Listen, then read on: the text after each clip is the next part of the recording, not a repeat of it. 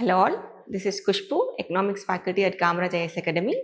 இன்னைக்கு நம்ம ரீசெண்டாக நடந்த UPSC Prelims 2025 எக்கனாமிக் செஷனுக்கான ஆன்சருக்கு டிஸ்கஸ் பண்ண போகிறோம். So okay, let's get started. So before going into the answer key, நம்ம எக்கனாமி எப்படி படிச்சிருப்போம்னு சொல்லிட்டு I'll just give you a brief idea. So we study economy in 6 pillars. So these are the 6 pillars of economy. So first pillar, it actually deals with money, banking and finance. RBI banks சம்பந்தப்பட்ட எல்லா விஷயமே first பில்லரில் படிப்போம். Second பில்லரில் we study everything related to the fiscal policy. That is, whatever the initiatives taken by the government என்னெல்லாம் பண்ணியிருக்காங்க, கவர்மெண்டோட budget என்ன, taxation part, subsidies part, fiscal deficit, இதெல்லாமே நம்ம செகண்ட் பில்லரில் படிச்சிருப்போம்.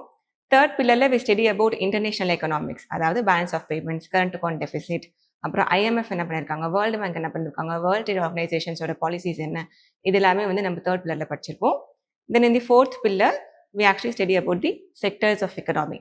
That is, we have 3 sectors of economy: agriculture, industry and services, plus GDP part we study in the fourth pillar. And in the fifth pillar, we study about the transportation, energy and communication infrastructure. So infrastructure சம்பந்தமா we have finished. Then in the sixth and the final pillar, நம்ம human resource development, அதாவது education, health, அப்புறம் social sector, as well as the employment, unemployment ratios and issues, அதெல்லாமே we would have studied in the sixth pillar. Okay. So if you just divide economics into these 6 pillars, so in the year கான question paper ஓட trend analysis என்ன, எவ்வளோ question எந்த பில்லர்லேருந்து வந்திருக்கு அப்படின்னா, so this is the breakup of it. Let me just put it like this. So from pillar 1, which is your money, banking and finance, RBI சம்பந்தமா வந்த பில்லரில் everything related to this RBI and banking, this is the most important pillar of economics. So because every year, varsham, out of some 20 questions in economy, 8 to 9 questions come from this pillar. So adila in the first pillar la, in the varsham, we had somewhere around 7 questions. So there's almost no change. It's almost equal. Varsham 8 to 9 questions varu. On the same lines, in the varsham, we had 7 questions from this pillar. Okay. So in the second pillar, which is your fiscal policy, which is related to your government budgeting and taxation, surprisingly, mostly we have only 1 to 2 questions in this pillar. Mostly there are 0 questions. Either 0 questions, illa oru question varu, illa maximum at max 2 question da varu. But in the version, surprisingly, we have the second most number of questions from this pillar 2, that is the fiscal policy, government budgeting and taxation. Okay. So this was a surprise for UPSC. So the hint here is, if you are preparing for your next attempt, focus on this pillar, right? So that is the hint here. The third pillar, which relates to international economics. So actually, we year on year, we get some 3 to 4 questions in this pillar. But this was also a surprise. In the Varsho, we had only 1 question from this pillar. So that is your third pillar. The fourth pillar, which deals with your sectors of economy, agriculture, industry, services, adalame varu. So it's on the same line. Varsha 2-3 questions varu, schemes pati, missions pati ella varu. The same thing happened this year. So there are some 2 questions from this pillar. The fifth pillar, which deals with the infrastructure, transport infrastructure, communication infrastructure, energy infrastructure, it is also on the same line. So we have 2 questions. And sixth pillar, it was also a surprise this time.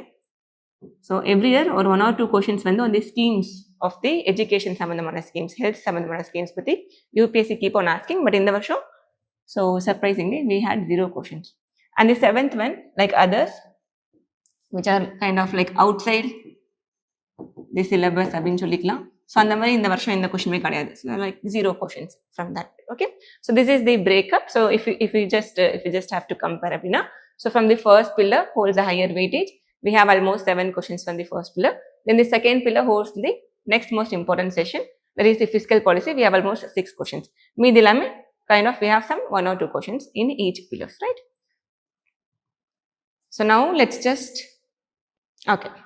just get into the difficulty level. So how difficult was the economy session of the UPSC Prelims 2026?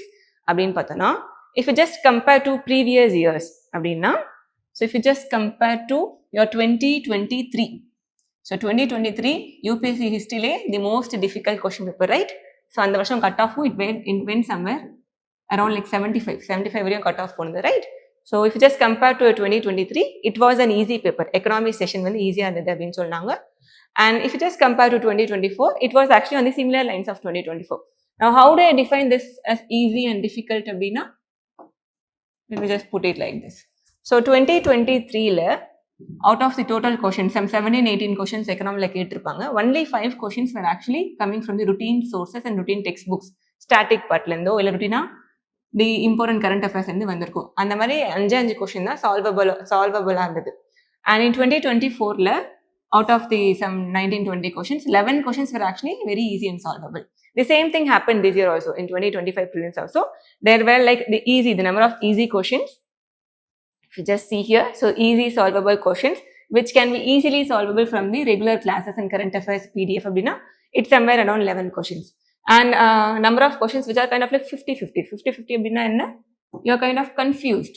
So a lot of aspirants, most of the aspirants will be confused in either or. ரெண்டு ஆப்ஷன்ல confused இருப்பாங்க. So that is your 50-50. So அந்த மாதிரி questions வந்து we had somewhere around 3 questions. Then the number of questions which are difficult. So எந்த ஐடியாவுமே இல்லை, even we are not able to derive the 50-50 options கூட நம்மளால we are not able to find அப்படின்ற questions வந்து we had somewhere around like 4 questions. So if you just see this, கண்டிப்பா easy questions, the 11 out of, so totally we have 18 questions. So out of 18 questions, 11 questions வந்து கண்டிப்பா each and every one of you would have solved. I hope so.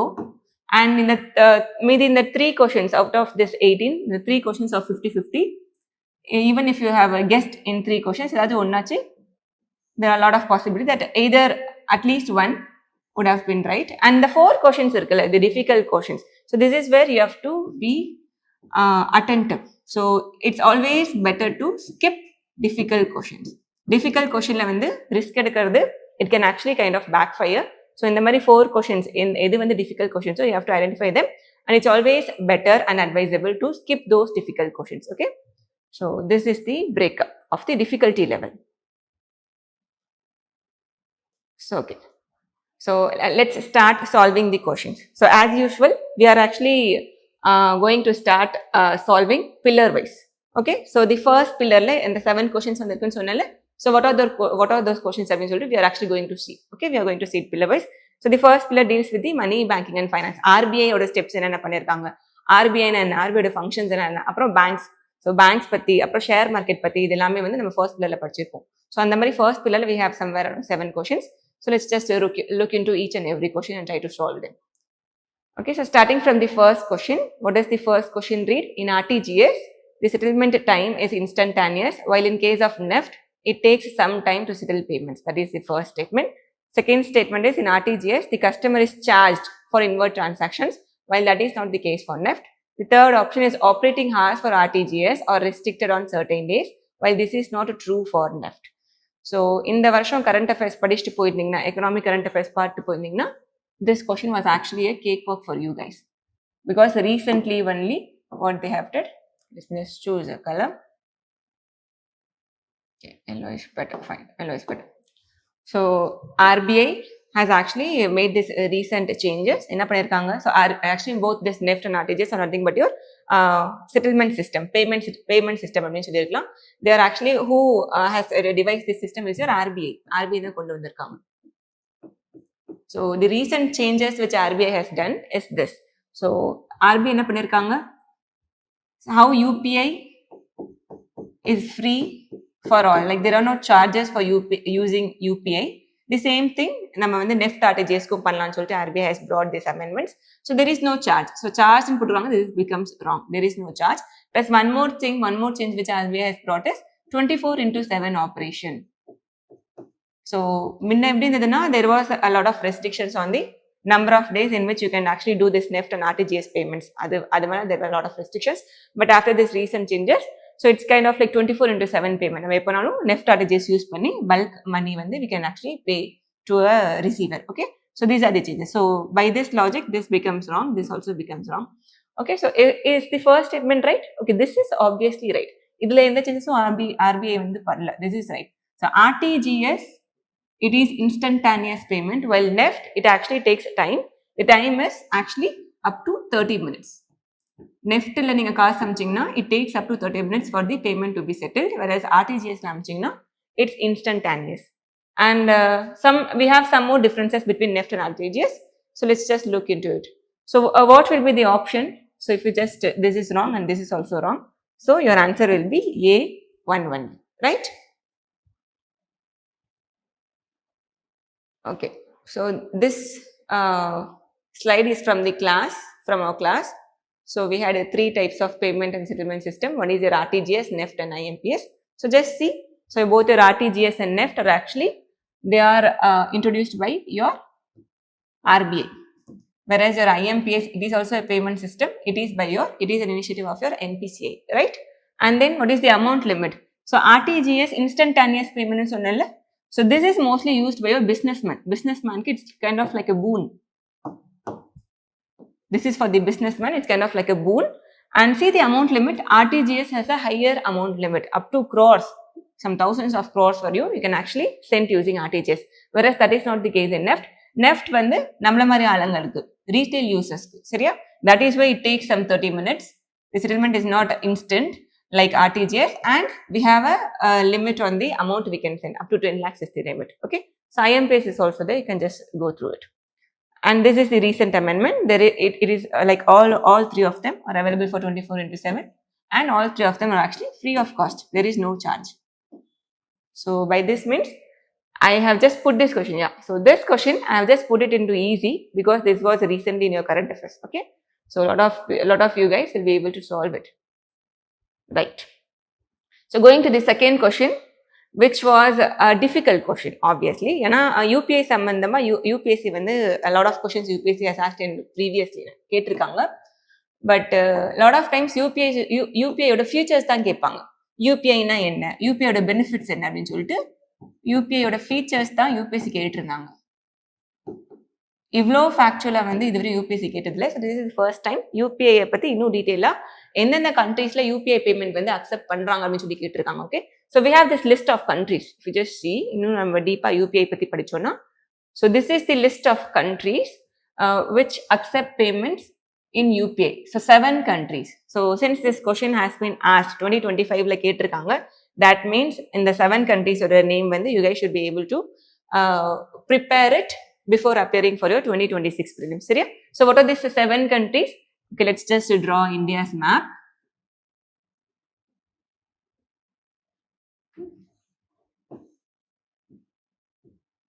So if we just draw it in a rough way, we draw pannona.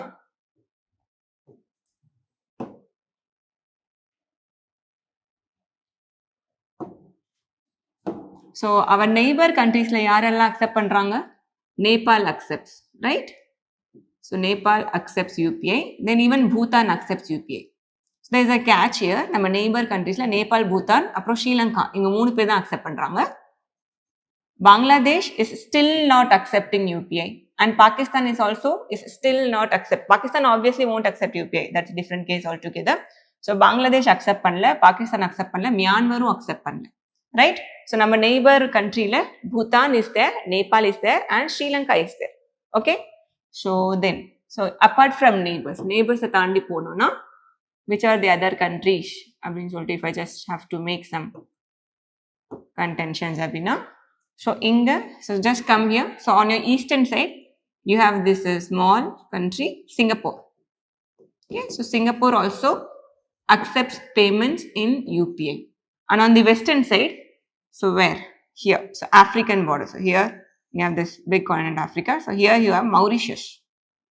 So Mauritius accepts payment in UPI. So these are countries. Ida தாண்டி வேற என்னன்னா, so this was a current affairs. France and UAE recently they have actually joined this horde. So UAE here, UAE accept பண்றாங்க. And in Europe, because நீங்க நிறைய நியூஸ்ல கேள்விப்பட்டிருப்பீங்க, India and France's relationship is just booming like anything. ரொம்ப close ஃப்ரெண்ட்ஸா, close Alia ஆயிட்டு இருக்கும். So obviously your France is also a country which accepts UPI payments, right? UAE could you? We have a lot of deals going on. So UAE is also accepting payments in UPI. So these are the 7 countries. You guys should, I want you guys to be aware before going for the next prelims, right? So these are the 7 countries. So by this logic, if you just apply it here, obviously your Germany gets cancelled. Germany accept பண்ணல, France is accepting, UAE is accepting, Singapore is accepting, Bangladesh accept பண்ணல. So 1, 2, 3, only 3 is the answer, right? Yeah. The next question from this pillar 1, it is actually regarding the functions of RBI. So RBI பத்தி வந்து question கேட்பாங்க. ஆனால் எப்படி question கேட்பாங்கன்னா functions of RBI பற்றி lot of questions UPSC சரியா. இந்த வருஷம் வந்து differently they're asking about income sources. So ஆர்பிஐயோட இன்கம் சோர்சஸ் என்ன அதை பற்றி கொஷின் கேட்டிருக்காங்க right. So this I just put it into 50-50 because of this one option. ஏன்னா லாட் ஆஃப் பீப்புள் வந்து out of these 4 options, 2 option you guys will be easily able to cancel it. மீதி 2 optionல தான் lot of people had this confusion in this exam, all right? So I get it. So if you just look through it, so RBI earns, RBI also makes some profit. அந்த மாதிரி RBI ஓட profit making processல எதெல்லாம் income source of RBI, எதெல்லாம் RBIக்கு வந்து income or profit கொடுக்கும் அப்படின்றது தான் question, சரியா? So சும்மா if you just go through all these 5 options, so இதில் இதெல்லாம் நம்ம ஃபர்ஸ்ட் கேன்சல் பண்ணலாம். So pension fund management is something which RBI doesn't do. Pension fund manage பண்ணது ஆர்பிஐயோட வேலை கிடையாது. வி ஹாவ் இந்த lot of pension fund companies are there, private companies or even your government companies. So lot of pension fund companies are there. So அவங்க தான் இந்த work பண்ணுவாங்க சரியா. And lending to private companies is also not RBI's work. Whose work is this? Obviously your banks and NBFCs. So banks and NBFCs ஓட வேலையே வந்து lending to private companies, right? So ஒரு 2 option நம்ம cancel பண்ணோம்னா we are actually left with 3. So 3 and 4 just try to do this elimination. So cancelling 3 is not there, 4 is not there. So still we are left with 2 options. That is why I put this question in 50-50, right? So exam all உட்காந்து அப்போ கண்டிப்பா obviously your 1 and 2 are right. 5th one கரெக்டா தப்புன்றது you guys have to do it, work it out. So what is your one? Buying and selling of government bonds. Obviously, this is the primary role and primary function of RBI. RBI acts as a public debt manager. We call RBI as a public debt manager. So as a public debt manager, what is RBI's role? RBI involves in the buying and selling of government securities to the market. Okay, so this is what RBI does. So in this buying and selling, RBI earns some profit, and the interest rate or difference vechi RBI earns its profit. That is called as your buying and selling. Okay, buying and selling of government bonds. This is obviously one of the income source for RBI and also one of the functions, main functions of RBI, right? The second thing, buying and selling of foreign currency. Yes, this is also something RBI does. In the varsham pura idana pantiranga RBI. So in the varsham pura to stabilize this rupee stabilize பண்றதுக்கு RBI kept on doing this buying and selling of these dollars, right? So that is the thing they have given. So this is also called as, we can actually say it as to stop the depreciation of rupee or dollar. So in any case, so whenever either rupee appreciates or dollar appreciates அப்படின்னா RBI comes into the market and RBI does the opposite. Okay, so அது வந்து பண்ணிட்டு buying and selling of dollars and rupees பண்ணிட்டு, so RBI does this. Okay, so RBI tries to maintain this currency exchange rate. So $1 is somewhere around 85 to 86 rupees. So in the exchange rate வந்து maintain பண்றது is also one of the work of RBI. In the maintenance process la RBI kind of earn some profit by in this process. Okay, so that is also there, right? So yeah, so buying, this is also there. This is also an income source. So இது வாங்க, so இது வந்து கண்டிப்பா obviously 1 and 2 everyone will be aware of. 5th one இருக்கா இல்லையா? So printing and distributing of currency notes. So a lot of people, you guys would have been confused because நம்ம ஒன்று படிச்சிருக்கோம் கிளாஸ்ல. என்ன படிச்சிருக்கோம்? So in the notes whichever has been distributed, the currency notes are actually, they are the liabilities of RBI அப்படின்ற ஒரு விஷயம் படிச்சிருக்கோம், right? So though they are liabilities of the RBI, so technically we say it as a liability of the RBI, but in the process, so RBI is the one who does this. So notes வந்து print பண்ணி மார்க்கெட்ல release பண்ணக்கூடிய வேலை யாரு? It is the duty of your RBI. So in the process la RBI actually makes some profit. How அப்படின்னா, I'll just show it here. So these are the functions of RBI. So you can just go through as a public debt manager, as a lender of last resort. So one more thing, I shall just share this PDF in our website www.kamarajIasacademy.com. So from there you can actually access this PDF, right? Yeah. So let's see. Let's say RBI is printing ஒரு 100 rupee note print பண்றாங்க. So அந்த printing cost வரும், அப்புறம் paper cost வரும், and ink cost inks cost right. So இது எல்லாமே சேர்ந்து ஒரு 100 ரூபாய் நோட்டு பிரிண்ட் பண்ணுறதுக்கு ஆர்பிஐக்கு வந்து 10 ரூபாய் செலவாகுதுன்னு வச்சுக்கோங்களேன். இப்போ இந்த 100 ரூபாய் நோட்டை பிரிண்ட் பண்ணிட்டு லைக் 10 ரூபாய் செலவு பண்ணிட்டு 100 ரூபாய் நோட்டை பிரிண்ட் பண்ணிட்டு இந்த 100 ரூபாய் நோட் வந்து RBI will give to someone right. So அப்போ இந்த extra 90 rupees is actually RBI's profit. So this is also one of the income source for RBI. Okay, so a lot of people won't be aware of this. There's a term called as signiorage. Signiorage na in the process ku na signiorage. It is nothing but since notes cost less to produce than their face value. So the difference is what makes the RBI's profit. So there's a term. So know this term. There's a lot of chance இந்த term வந்து எப்பயாச்சும் அடுத்த வருஷம் இல்லை அதுக்கு அடுத்த வருஷம் they can actually ask in UPSC. So it's called as signiorage அப்படின்னு சொல்லி சொல்லுவாங்க right. Okay, fine. So this was also in news. So this was, but still I will just put it in 50-50 because a lot of people would have marked either A or D. So confirm D நம்மளால சொல்ல முடியாதனால I just put it in 50-50 right. Okay. So the fourth question it's very easy question. Yeah. So it's the basic difference what we have studied in classes about this share versus bond. Share ku bond ku enna vyathyasam, share market ku bond market ku enna difference appdin solittu da. It's the fourth question, very easy, very direct question, right? So what is the basic difference? A lot of people will be aware of.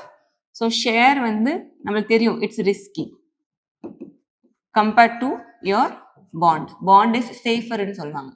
Now why is share risky and bond is safer? Because நம்ம bondல ஒரு கம்பெனியோட bondல invest பண்ணறோம்னா what it means we are actually giving loan to that company. Whereas அதே ஒரு கம்பெனியோட ஷேர்ஸ்ல நம்ம invest பண்றோம்னா what we are doing, we are actually becoming owners of that company. அந்த கம்பெனில ஒரு பங்கு நம்ம ஓன் பண்றோம் அப்படின்னு சொல்லி ஆயிடும். அதான் ஷேர்னு சொல்லுவாங்க. ஓகே, பங்கு அப்படின்னு சொல்லுவாங்க. Tamil we say it as பங்கு அப்படின்னு சொல்லுவாங்க right. So yeah, so because we are giving it as loan, நம்ம வந்து loan தான் கொடுக்குறோம் நம்ம காசை. We are not the owner. So that is why we are actually we have this less risk and we are actually safer அப்படின்னு சொல்லுவாங்க. சரியா? The owner has to bear the risk, right? So that is the same concept. So statement 1. So in the many 3 statement questions la actually how UPSC has played. This is a new pattern which UPSC has started to us. Adu in the varsham vandu a lot of questions were actually based on this 3 statement. So economically there were a lot of questions. Mainly there are a lot of questions in this environment nariya 3 statement questions were there, right? So yeah, so in the 3 statement questions vandu from what I have observed, statement 1 is always right. Statement 1 correct ah thappan solli avanga option la kekave illa. So அப்பனா we have to assume that statement 1 is right. அதுக்கான explanation இந்த ரெண்டு statement கொடுக்குதா இல்லையா? So that is the question they have been asking, right? So statement 1 correct. Okay, so bond holders are safer அப்படின்னு சொல்லி சொல்றாங்க. Then shareholders, what are the reasons? ரெண்டு ஸ்டேட்மெண்ட்டுக்கும் அதுக்கான ரீசனா இல்ல ஏதாச்சும் ஒரு ஸ்டேட்மெண்ட் ரீசனா இல்ல ஸ்டேட்மெண்ட் 2 ஸ்டேட்மெண்ட் 3 ரெண்டுமே இதுக்கான ரீசன் கிடையாதா அப்படின்றத we have to check it up. Okay, so come to statement 2. So bond holders or lenders நம்ம சொன்னோம்ல. So bond holders are like this loan givers, lenders and so on. This is obviously right. Adnanda they have a lesser risk. Whereas shareholders or owners, that is where they have a higher risk. So this is obviously a correct explanation. Come the third statement, for repayment purpose. Okay. Whenever a company is making profit, அப்போ first அந்த company யாருக்கு repay பண்ணும், அவங்க loan தான் first அவங்க அடைக்கணும். That is a rule. அவங்க லோனை தான் அவங்க ஃபர்ஸ்ட் ரீபே பண்ணும். அதுக்கப்புறம் அதுலேருந்து காசு எக்ஸ்ட்ரா இருந்தால் தான் ஷேர் ஹோல்டர்ஸ்க்கு வந்து ப்ராஃபிட் பிரிப்பாங்க, பங்கு பிரிச்சு கொடுப்பாங்க. Okay, so this is also because of this purpose this actually makes the bonds very safe, relatively safe and compared to shares. This also explains, ரெண்டு ஸ்டேட்மெண்ட்மே எக்ஸ்பிளைன் பண்ணுது. So obviously what is going to be the answer? It is going to be option A. Both the statements explain statement 1, right? And both of them are correct. So this is what we studied in class, right? So there's this difference between this bonds as well as equity, which are also called as your shares. So on the difference between the UPSC has just played out a question. Okay, coming to the fifth question. The fifth question, I'll just put it in an easy question because this is also coming from what we have learned in our classes. Nam classes la padichitunda they have actually asked. So that's why I just put it in easy. Okay. So what are, with reference to this investment options la, so bonds kuthurukanga, hedge funds, stocks and venture capital. இந்த நாலு இதுல எது எல்லாமே வந்து alternate investment funds அப்படினு சொல்லி கேட்டிருக்காங்க. AIFs, shortly put we call them as AIFs அப்படினு சொல்லி சொல்லுவோம். So பேர்லயே இருக்கு, it is alternative investment funds அப்படினு சொல்லி கேக்குறாங்க. So if you just put it, so நம்ம நார்மலா வந்து routine investments எதெல்லாம் சொல்லுவோம்? routine which are not AIF, alternative கிடையாது, normal investments, routine or normal anything. அதில் வந்து bonds ஃபர்ஸ்ட் வரும். ஒரு கம்பெனி நம்ம இன்வெஸ்ட் பண்ணோம்னா அது பாண்டா இன்வெஸ்ட் பண்ணலாம், இல்லை அந்த கம்பெனியோட ஷேர் வாங்கிக்கலாம். அப்படி இல்லையா we also have the third type called as derivative investments அப்படின்னு சொல்லி இருக்கும். ஓகே, இப்போ இந்த ருட்டீன் இதை தாண்டி வேற ஏதாச்சும் ஒரு விதமா ஒரு கம்பெனிக்கு வந்து ஃபண்டு வருதுன்னா they are all coming under your alternative investment funds AIF அப்படின்னு சொல்லி சொல்லுவாங்க. ஓகே, ஸோ இதுல இருந்தே you can easily get it. So bonds கிடையாது, your shares கிடையாது. So hedge funds and venture capital both of them are your alternative investment funds. Okay, so இன்னும் கொஞ்சம் டீப்பா போகணும். So only 2 is the answer. இன்னும் கொஞ்சம் டீப்பா போகணும்னா so this is what we had studied in class. So alternative investment funds is actually 3 types. There are 3 types of AIFs: AIF category 1, AIF category 2 and AIF category 3. So what is the difference அப்படின்னு பார்த்தீங்கன்னா AIF category 1ல தான் நம்ம இப்போ பார்த்தோம்ல VCF venture capital funds வருவாங்க. Now who are these VCs? They are someone who lend to startup companies. So the VCFs எல்லாம் AIF category 1 அப்படின்னு சொல்லி பிரிப்பாங்க. Now how is this 1 2 3 divided அப்படின்னா based on the risk based based பண்ணி. So the one is actually it's the safest ன்னு சொல்லிக்கலாம் or less risky அப்படின்னு சொல்லிக்கலாம். It has a positive effect because startupல ஒருத்தவங்க வந்து இன்வெஸ்ட் பண்றாங்கன்னா they're actually there for a long term gain. So 1-2 years wait பண்ணி இல்ல எனக்கு வந்து I'm not getting profit, நான் வந்து வெளியே வரேன், அதுக்காண்டி they don't invest in startup. So a lot of people who are the VCs or the angel investors who are investing in this startup companies, they are actually there for at least some 5 to 10 years. So அந்த கம்பெனியில் invest பண்ணியிருக்காங்கன்னா அந்த கம்பெனிக்கு at least they give a period, ஒரு இது மாதிரி கொடுப்பாங்க, at least of 5 to 10 years period வச்சு கொடுப்பாங்க for the company to grow, right? So that is why it has a positive effect on the economy. So VC funds category 1, then category 2, these are the funds which are neither in 1 nor in 3. So the best example is all your mutual funds and pension funds. So mutual fund company, pension fund company என்ன பண்ணுவாங்க, மக்களோட காசெல்லாம் pool பண்ணிட்டு they will go and invest in the shares and bonds. That is the best example. Okay, the category 3 is all your hedge funds. Now this hedge fund is kind of interesting. So let's take an example of நம்ம superstar Rajinikanth. So Rajini, he obviously has a lot of money. படம் எடுத்து நிறைய earn பண்ணி வச்சிருக்காரு. Now let's say he has ஏதோ ஒரு படம் எடுத்தாரு, it was a 500 crore film and he earned 100 crore 100 crore அந்த படத்துல வந்து சம்பாதிச்சாரு. இந்த 100 கோடி he is like giving to a hedge fund manager. என்ன சொல்லி தராருன்னா, now I am giving you this 100 crore, I want to make it into 200 crore within 1 year அப்படின்னு சொல்லி ஒரு கண்டிஷனோட சொல்றாரு. Okay, so it's just an hypothetical example obviously. So இந்த மாதிரி கொடுத்தாங்கன்னா இந்த மாதிரி ரொம்ப ரிச்சான இண்டிவிஜுவல்ஸ் கிட்ட இதர் ஆக்டர்ஸ், பாலிட்டிஷியன்ஸ் ஆர் பிஸ்னஸ் பர்சன்ட்ட வந்து அதிகமான காசு வாங்கி அதை மேனேஜ் பண்ணி அதை வந்து ப்ராஃபிட் வர மாதிரி, so profit is the only motive for these people. Profit வர மாதிரி, ப்ராஃபிட் என்ன வெரி ஷார்ட் டேர்ம், டக்குன்னு ப்ராஃபிட் வரும், அந்த மாதிரி இன்வெஸ்ட் பண்றவங்க தான், ஸ்டடி பண்ணி இன்வெஸ்ட் பண்றவங்க தான் hedge funds or hedge fund managers அப்படின்னு சொல்லி சொல்லுவாங்க. ஓகே, ஸோ எங்களோட ஒன்லி மோட்டிவ் என்ன, தி கேட்டகரி 3யோட only motive is actually profit making. That is why இது வந்து ஒரு எக்கனாமில லாங் டேர்முக்கு it is not actually giving any positive effect. இது வந்து it's only positive for this ரஜினிகாந்துக்கு மட்டும் தான் அது positive, because his money is getting doubled, right? So economic நீங்க ஓலா பாத்தீங்கன்னா it's not a positive thing, right? So that is why SEBI has put them into category 3ல போட்டுருக்காங்க. Plus செபியோட rules வந்து இந்த மாதிரி கம்பெனிஸ் மேல the rules are actually very stricter or heavier அப்படின்னு சொல்லிக்கலாம். Okay, so that is also there. Fine. So let's go to the 6th question.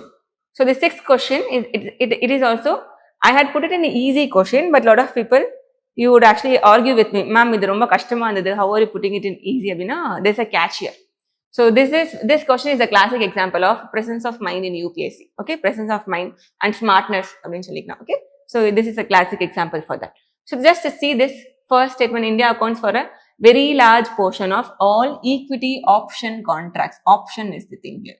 Equity option contracts traded globally, thus exhibiting a great boom. இந்த மாதிரி நம்ம எங்கேயுமே படிச்சிருக்கவே மாட்டோம். Okay, so let's put it as a question mark. தெரியாது அப்படின்னு சொல்லிட்டு. Second statement, India's stock market has grown rapidly in the recent past. Obviously இது வந்து நிறைய பேர் தெரிஞ்சிருக்கும். கண்டிப்பா இந்த லாஸ்ட் 5 years நம்ம ஸ்டாக் மார்க்கெட் வந்து வேற எங்கேயோ போயிருக்கு, பயங்கரமா growth இருந்திருக்கு.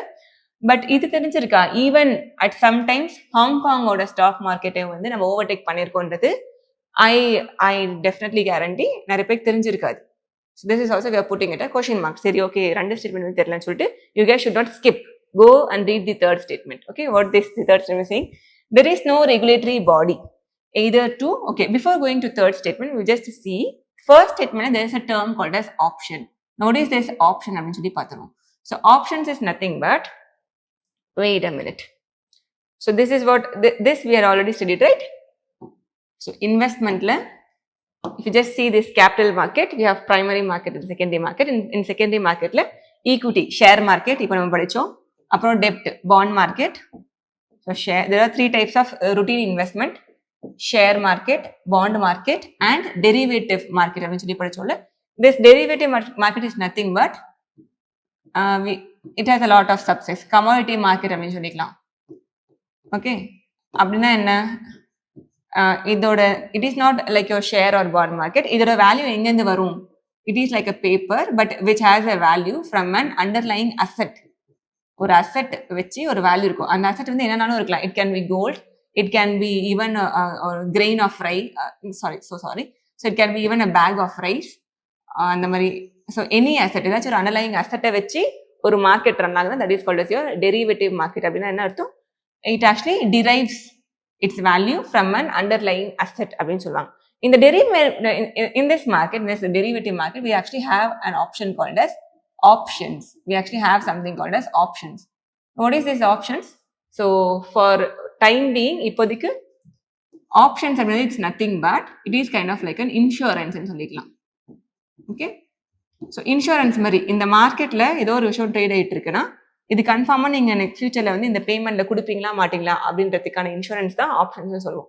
இந்த ஆப்ஷன்ஸை என்ன பண்ணுவாங்க அப்படின்னா, there's a point here. இந்த ஆப்ஷன்ஸே வந்து மார்க்கெட்டில் நிறைய பேர் ட்ரேட் பண்ணுவாங்க. டே ட்ரேடிங் மாதிரி வித்துட்டு காசு பார்ப்பாங்க. Okay, that is called as options trading அப்படின்னு சொல்லி சொல்லுவாங்க. ஸோ செபி வந்து லாஸ்ட் 4-5 இயர்ஸ் தான் இந்த ஆப்ஷன்ஸ் ட்ரேடிங் வந்து இந்தியாவில் பயங்கர இன்க்ரீஸ் ஆயிருக்கு, ரொம்ப ரேப்பிடாக இன்க்ரீஸ் ஆயிருக்கு. Lot of people, the people who don't have enough knowledge, அவங்க என்ன பண்ணுறாங்க, அவங்க காசெல்லாம் எடுத்துட்டு ஏதாச்சும் ஒரு மேனேஜர்கிட்ட போயிட்டு அவங்ககிட்ட போயிட்டு they're just giving a lot of money to them and they are losing a lot of money in this options trading. Options trading பண்ணிட்டு நிறைய பேர் they have lost their money. That is why last 5 years SEBI is the regulatory body, right? So this is SEBI. So SEBI வந்து அப்பப்போ நிறைய campaigns, நிறைய awareness campaigns, நிறைய news ஆர்டிகல்ஸ்லாம் அப்பப்போ நியூஸ்ல போட்டே இருப்பாங்க. என்ன போடுவாங்க? So be aware or be aware of this options trading. Options trading வந்து பண்ணாதீங்க, because in this options trading there is a interesting statistics. So 99 out of 100 people who invest in this trading, so 99 people actually lose. ஒரே ஒருத்தன் தான் ஜெயிப்பான், 100 பேர்ல ஒருத்தன் தான் actually he makes some profit. The 99 people are actually making losses money. That is why SEBI keeps on warning a lot of investors to not do this options trading. Okay, so SEBI is there. SEBI actually it's a regulatory body which keeps on warning. Okay, so what is the third statement here, and why have I put this question into easier? Because of this third statement. So there is no regulatory body in India either to warn the small investors about the risk of options trading or to act on unregistered financial advisors. அப்படிலாம் கிடையாது. This is absolutely wrong. India has a regulatory body which is called as SEBI. SEBI na enna? Securities and Exchange Board of India. So they actually do all these works of regulating your stock market, your bond market, அப்புறம் இந்த derivative market, options trading எல்லாத்தையும் regulate பண்றவங்க வந்து SEBI தான். So we have a regulatory body. So that was the catch here. அப்போ statement third, although you guys are not aware of this first statement and this second statement third வந்து wrong and கண்டுபிடிச்சிட்டீங்கன்னா you can easily eliminate here. So statement third is wrong. You're left with only 1 and 2. So that is why I have put this question into easy. This was an easy question. Okay, so sometimes UPSC plays like this. First statement was difficult. Adha pattu don't get frightened and move on to next question. Try to go through all 3 statements and then skip the question. அதுக்கப்புறமும் கஷ்டமா இருந்தா அதுக்கப்புறம் next questionக்கு போகணும், right? So that is the thing here. Okay, so going to the next question. Yeah, so see, so SEBI அப்பப்போ lot of websites, lot of newspapers articles வந்துட்டே இருக்கும். SEBI வந்து warn பண்ணிருக்காங்க அப்படின்னு சொல்லிட்டு. So that is also there. So SEBI is there to warn against all these types of trading, right? Okay, the last question of this pillar 1 கடைசி question, that is also an easy question and it is also related to your share market topic la da irukku. So idukku SEBI is the answer, right? So in the question, even this question I have put it in easy because this was also in your current affairs. வருஷம் current affairs la வந்துட்டே இருக்கும். So recently SEBI is actually doing this actively, ரொம்ப ஆக்டிவா சொல்லிட்டு இருக்காங்க, ரொம்ப ஆக்டிவா push பண்ணிட்டு இருக்காங்க. So that is why it's an easy question, right? So what is the statement 1? The RBI, so that is the contention. RBI mandates all the listed companies. Now which companies? The share market la list irukula NSE BSE la list irukka companies kella RBI mandate பண்றாங்க அப்படின்றது there's a thing here, catch here. And இன்னொரு catch என்ன, எல்லா கம்பெனிஸையும் mandate பண்றாங்க அப்படின்றது it's a second catch. So all the listed companies in India to submit a business responsibility and sustainability report. So the newsல நிறைய முறை வந்திருக்கு. ஸோ இது வந்து இட்ஸ் நாட் ஆர்பிஐ, அங்கேயே வந்து இது வந்து தப்பாயிடும். ஸோ லிஸ்டட் கம்பெனிஸ், ஷேர் மார்க்கெட்ல கம்பெனிஸ் வந்து லிஸ்ட் ஆயிருக்கு, அவங்களை கண்டிப்பாக who regulates? SEBI is even who regulate. So obviously SEBI தானே மேனேஜ் பண்ணும். ஸோ அங்கேயே வந்து you guys would have got it as wrong. Okay, so SEBI தான் பண்ணுவாங்க. சரி, இங்க நீங்க மிஸ் பண்ணிட்டீங்கனாலும் it is not all the companies. ஏன்னா நியூஸ்ல வந்தப்போ இதான் சொன்னாங்க. என்ன சொன்னாங்கன்னா, ஸோ செபி வந்து மேனேஜ் பண்ணியிருக்காங்க. எந்த கம்பெனிஸ் அப்படின்னா, only the top 1000 companies which are listed in this stock exchanges. Share market லிஸ்டா இருக்கு டாப் 1000 கம்பெனிஸ்க்கு வந்து ஒரு மேண்டரி ஒரு இது சொல்லியிருக்காங்க. What is mandatory? To submit. So வருஷம் வருஷம் all the companies which are listed in this share market they have this application. என்ன ஆப்ளிகேஷன்? வருஷம் வருஷம் செபிக்கு வந்து they have to submit a set of documents, profit and loss documents, இது எல்லாமே submit பண்ணும், ரைட்? பட் இப்போ ரீசெண்டா செபி வந்து டாப் 1000 கம்பெனிஸ்க்கு வந்து இந்த மேண்டேட் போட்டிருக்காங்க. What is the mandate? நீங்க along with profit and loss டாக்குமெண்டோட எக்ஸ்ட்ரா நீங்க என்ன சப்மிட் பண்ணும்? You have to submit something called as business responsibility and sustainability report அப்படின்னு நீங்க சப்மிட் பண்ணும், ரைட்? ஸோ அங்கே like there are like two things, இதுவும் தப்பு இதுவும் தப்பு. So obviously statement 1 is wrong. Let's go to statement 2. Okay, now what is this BRSR அப்படின்னு பார்த்தோம்னா, so if you just see BRSR, so this is not like a normal profit and loss document of a company. It is a different document. So this relates with your ESG norms னு சொல்லிக்கலாம். So simply put, BRSR is nothing but it is something related to your ESG norms. What is this ESG? So இந்த BRSRல ஒரு கம்பெனியோடைய environmental, so like how sustainable is that company, அதுதான் அந்த report, சரியா? So என்விரான்மெண்ட்டுக்கு எவ்வளோ நீங்கள் good things you have done அப்படின்றது it's environmental. S stands for social. Social is nothing but for the society as well as for the employees. உங்கள் எம்ப்ளாயிஸ்க்கு வந்து நீங்கள் என்னெல்லாம் குட் இனிஷியேட்டிவ்ஸ் நீங்கள் எடுத்திருக்கீங்க. G stands for governance. So board of directors வந்து how you're choosing, how democratic is that companyன்றது it's G. So இந்த ESG norms, so it's நாட் related to your finance. கம்பெனியோட ஃபைனான்ஸ் வந்து கிடையாது. So for finance we have a lot of other documents, நிறைய profit and loss டாக்குமெண்ட்ஸ்லாம் இருக்கும். So this is actually completely your ESG. என்விரான்மெண்ட்டுக்கு நீங்கள் என்ன பண்ணிருக்கீங்க, சொசைட்டிக்கு என்ன பண்ணிருக்கீங்க. So governance, how's the governance of your company, that is ESG norms, சரியா? So this is what the second statement is. So BRSRல it makes disclosures which are non-financial. Yes, this is right. So financial disclosures we have other set of documents. இந்த BRSR எதுக்கு? For to make disclosures which are non-financial, like your environment and social and your governance, right? So that is why we have option B. That is why I put this question into easy. So are you guys able to see a trend here? So see, so share market le vandu or 4 question vandirukku indha varsham. I think somewhere around 4 questions we are getting from share market, சரியா? So this is also a trend you guys can observe. So last 2-3 years la vandu gradually share market la irundhu varakudi questions vandu they are keeping on increasing, சரியா? So this is also an area you guys have to focus for your next prelims 2026, right? Fine. So let's go to the second pillar. So what is the second pillar about? It is actually nothing but everything related to your fiscal policy. Fiscal policy அப்படின்னா என்ன? Everything what the government initiates or what the government does. என்னெல்லாம் பண்ணுவாங்க எக்கனாமியில் government? they actually prepare a budget economic சர்வேல announce பண்ணுவாங்க. Taxation பண்றதெல்லாம் கவர்மெண்டோட வேலை, சப்சிடிஸ் பண்றது. Then finally you have this fiscal deficit policies of the government, like fiscal deficit contents of the government, right?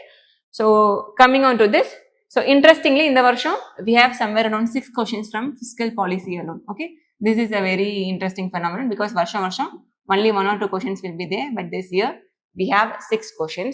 So apna enna pannum for the next prelims, this is also one of the pillar which you guys have to focus, right? Yeah, so let's just go to the questions which have been asked. So the first question, it's actually a statement question, yeah? So statement question, I just put this question again, the same thing, adhe mari dhaan. So idu paaka in the statement la romba kashthama dhaan irundhu. It would have taken a lot of time in the exam hall for you guys to solve this, I understand, but still I put it in easy, you know, there's a thing here. So நம்ம பேசிக் டாக்ஸேஷனில் வந்து நம்ம வந்து விட studied something. So அது வந்து தெரிஞ்சாவே போதும். It's enough to solve this question, right? Yeah, fine. So what is the statement 1? In India, income from arid agricultural activities like poultry. So arid activitiesனாலும் agriculture activitiesனாலும் எல்லாமே we are just grouping into one. So arid activities like their poultry farming and wool rearing இது எல்லாமே வந்து are exempted from any tax.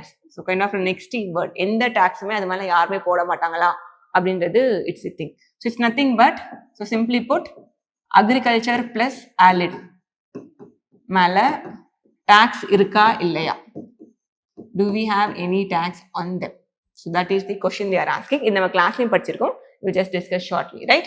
So the second statement is, it is actually in India, rural agricultural land is not considered a capital asset under the provisions of Income Tax Act 1961. Okay, this statement is actually, it is right, but I know this is a difficult statement. A lot of people won't be able to answer, but still I'll just put it as right for now, because what they have given a statement 1 and statement 2 ரெண்டு statement கொடுத்துருக்காங்க. So இந்த statement மாதிரி கொஷின்ஸ்ல what is benefit அப்படின்னா, ஏதாச்சும் ஒரு statement வந்து நீங்க ஷியோரா it's wrong அப்படின்னு தெரிஞ்சா you can easily arrive at an answer. Okay, because C and D options எப்படி இருக்கும்? Statement 1 is correct, statement 2 is not correct. D ல statement 1 is incorrect, statement 2 is correct அப்படின்னு சொல்லிட்டு ஆப்ஷன்ஸ் இருக்கும். ஸோ ஏதாச்சும் ஒரு ஸ்டேட்மெண்ட் ஷியோரா வந்து ராங் அப்படின்னு சொல்லி தெரிஞ்சது அப்படின்னா you can easily answer that question. சரியா? அப்படி இல்லை அப்படின்னா, ஏதாச்சும் ஒரு ஸ்டேட்மெண்ட் வந்து உங்களால ஷியோரா சொல்ல முடியல அப்படின்னா you're actually kind of it's going to be difficult for you. Okay, so for now let's just leave this second provision விட்டுலாம். So just focus on this first provision for now. So அவங்க என்ன சொல்றாங்க, agriculture plus allied sectors மேலே எந்த டாக்ஸுமே யாருமே Levy பண்ண முடியாது, எந்த டாக்ஸுமே கலெக்ட் பண்ண மாட்டாங்க அப்படின்னு சொல்லி கேட்டிருக்காங்க. Let's just go back to what we learned in our class. So if this is what we have learned. So budget la we have like two components. One is your revenue budget and the second one is a capital budget அப்படினு சொல்லி படிச்சிருக்கோம். Revenue என்ன, within 1 year குள்ள நடக்கக்கூடிய விஷயம், right? So some things which are completing within 1 year. So within 1 year. Capital na more than 1 year. So revenue la a lot of times you actually have there's a small value of money, and inga because it's more than 1 year, long term nala there's this large value of money. Okay, so that is the difference between revenue and capital. Revenue la நம்ம இன்னும் பிரிச்சோம்னா ஒரு வருஷத்துக்குள்ளே கவர்மெண்டோட கவர்மெண்ட்டுக்கு இன்கம்லாம் வரும்ல, all those things are called as receipt. கவர்மெண்டோட expense are called as revenue expenditure. இதே வந்து more than 1 year, let's say for 2 years or for 3 years அப்புறம் கவர்மெண்ட் ஏதாச்சும் ரிசிப்ட் வந்துச்சு, இன்கம் வந்துச்சுன்னா it's called as capital receipt. கவர்மெண்ட்கான ஒரு பெரிய level expenses எல்லாமே which are like spanning for a lot of years, we call them as capital expenditure அப்படின்னு சொல்லி சொல்லுவோம், right? So இதில் in this revenue part, revenue receipt-ல so government income sources என்னென்ன, either it can be tax or non-tax. அந்த tax-ல it can either be a direct tax like your income tax, corporation tax and others, or it can be indirect tax like your GST, excise duty, அப்புறம் வேற என்ன, customs duty, இது எல்லாமே it comes under your taxes, right? So this is what we had studied. இன்னும் டீட்டெயிலாக நம்ம பார்த்தோம்னா revenue பார்ட்ல ரெவென்யூ ரிசிப்ட் மட்டும் பார்த்தோம் அப்படின்னா, ரிசிப்ட்னா என்ன? So it's actually one of the income source for the கவர்மெண்டோட இன்கம் சோர்ஸ் அப்படின்னு சொல்லி சொல்லலாம். So if you just see this, so நம்ம already we have saw this in broadly. So there is this tax as well as non-tax income, right? So taxல we have two types. One is your direct tax and the second one is your indirect tax. So direct tax like again, income tax is there, corporation tax is there, and others are there. So for now, only see this. So what is the question asked? Question enna kettirukanga, income tax la vandu. So see here, this is actually a revenue receipt for the union government or central government kana income sources.